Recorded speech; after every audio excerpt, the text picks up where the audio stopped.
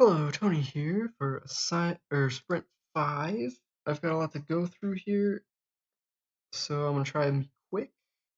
Right, so from I believe like 3 weeks ago, you told me to, or maybe 2 weeks ago, you told me to put the enums like the reg state in a separate file so that you don't have to reference around, and also just for proper coding practices. So I did that with reg state and another one which I ended up creating for the input system, I believe, in here somewhere. Not that that super important. We'll come across it later. But yeah, enums in separate files that need to be because they are interacted with by multiple classes.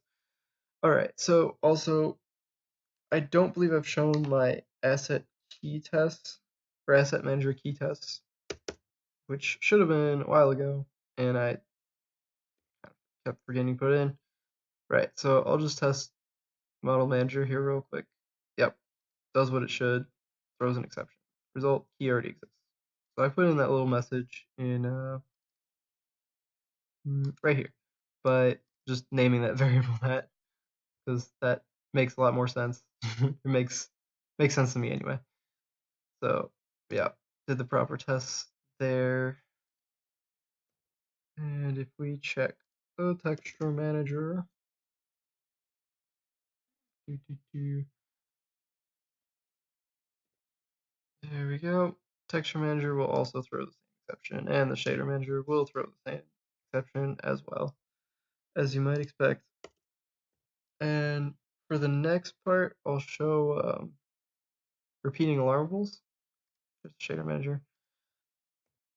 So let's move on to alarmables, because I did not have those for last week. I had those for last week, but I didn't make the video. So I believe I just need to show off generally, like the trigger alarm here was the main part, and then of course having the asserts and the associated reg data here, which is in the alarmable here. Yeah, so we got this struct to hold all the things you need. And of course, I set a max of 3 alarms, mostly because I don't see having to use more than 1 or 2 usually, and 3 alarms is just a lot easier to handle. So, I mean, if I need to, I can always just throw in more functions there, and then increase the max limit, which I believe is in, yeah, here, 3. And then the enum. Right. So, oh yeah, I should show them off. Where did I put my alarms? In the world plane. Here we are. So, before I run it real quick, we've got 3 alarms here. First one is set to for 0, 1 second, 1, 2 seconds, 2, 4 seconds, and then this is for testing repeated alarms. So we've got first alarm 0 will repeat every 1 second. There we go. So we got our repeating alarm. Alarm 1 will actually only fire once, but it will deregister the alarm 2. So alarm 2 should never go. Right. So right, we got our first one there. Then the second one, and we don't. too much OpenGL or DirectX, whichever one it is. Anyway, yeah. So our alarms are working as anticipated. If I were to do that, then we'll see that it will hit an assert, preventing me from deregistering things twice. Yeah, there we go. Once it hits the second alarm. And put that away. And test duplicate alarms. So they're both going to the 2 slot. And yeah, as you would expect, assert. Right. So that should be good for alarm rules. Let's head on to the input system, shall we? Yes, I would like to save that as it was, as you were. So we should take a look at inputable first, I imagine. Right. So inputable. Oh yeah, forgot to put the attorney client for this. So yeah, I'm probably missing a few of the attorney clients, but yeah, I'll get those done after. Anyway, inputable. We've got the key registration here. We've got a bunch of. Basically, this is all setting it up for setting up the key reg data for the first time here and whatnot, and then I've got to have the 2 branches because there's key press and then key release. So then we got deregistration here, and then the theme registrations. So the regular key ones are what you call the submits, and then yeah, I just didn't put the submit in there because I feel like it's makes the thing longer, but I don't know. Stylistic choice, I guess. Then the scene registrations are the second layer that's called later on, which then does like the actual work. Well, not the actual work, but it finishes it off. Actually, finishes the deregistering or registering process. Anyway, got our reference function upkeep or functions and whatnot, which go into the key reg data. Yeah. Anyway, so that's inputable. Pretty similar to the other exables. Then we got single key and keyboard. So yeah, the keyboard manager is the one that manages the single key managers, of course. And this one is not quite as complicated. We've got the process key events, cycles through them on the process key event, and then calls process key event on each single event manager. Right. So then if we go into the single event manager, we process single key event, check if a key is down. If so, then you check if it was already pressed. If not, if this is the first frame that it's been pressed, then it will set was pressed to true. And then it'll go on its merry way.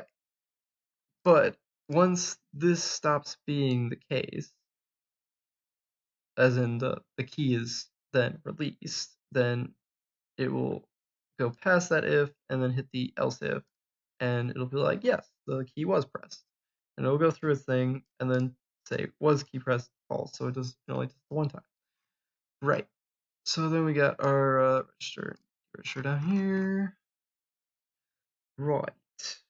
So there was the commands. I'll just show those real quick. We got register, call scene registration. Nothing too crazy here.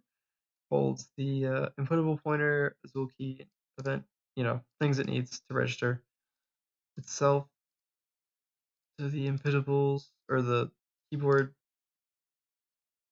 things managers.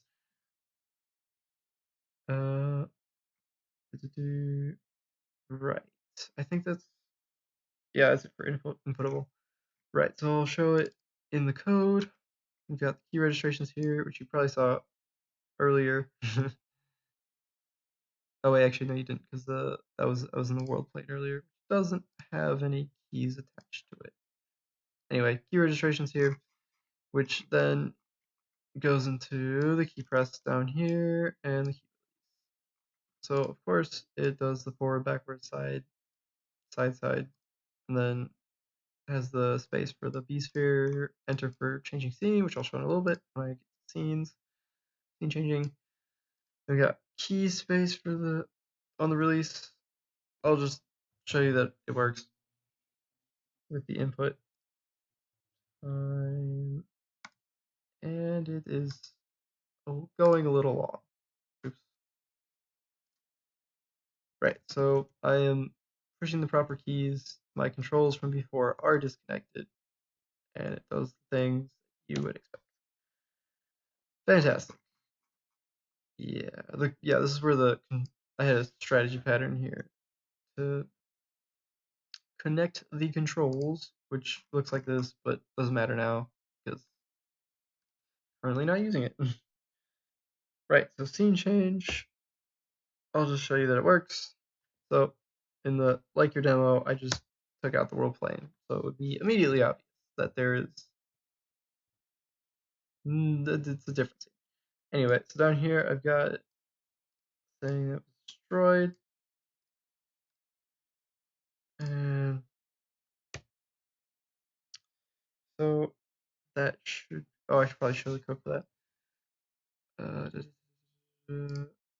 Where is the scene manager? Keep jumping from system to system. This is gonna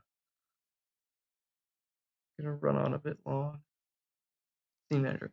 Okay, so we got right here. So set next scene, which was in the key press in the user code from earlier, which activates a command, which then will later, when it in the update, top of the next update, it will call this edit code right here, which will just go through the proper process to get rid of or delete the last scene and initialize the next scene. And then it'll set the command to the null pattern command, which no ops. So there we go, successfully deflected yet another if statement. Woo! Ah yes, and the scene that I switched to is this one here. Same thing as the previous one, just chopped out the world plane. Nothing too fancy. Okay, now we'll go through the freeze time. So this is, again, you gave us this code, so nothing too crazy there. Yeah, so we got time manager here. The singleton, it's got its attorney, it's got its functions that do functiony things, time messing with the timey-wimey wibbly wobblies. It's got its processing time here, which is called, let's see if I can find it, in the update here, in the game file, top of the update. So it'll update that time through the time manager attorney, does its thing, excellent, outstanding, good. Yes. So just demo that. Right. So single freeze frame. I am pressing buttons. Nothing is happening. As you can see down here, it's saying it froze the frame, and the constant alarms are not going off any longer. So silence. Then if I hold down W, I can actually just inch forwards here as it goes one frame at a time by hitting the F9 button. Yeah, anyway, such is life. If I resume it, oops, I scroll way down there. The alarms resume as they should every 1 second. Anyway, that should be good for this video.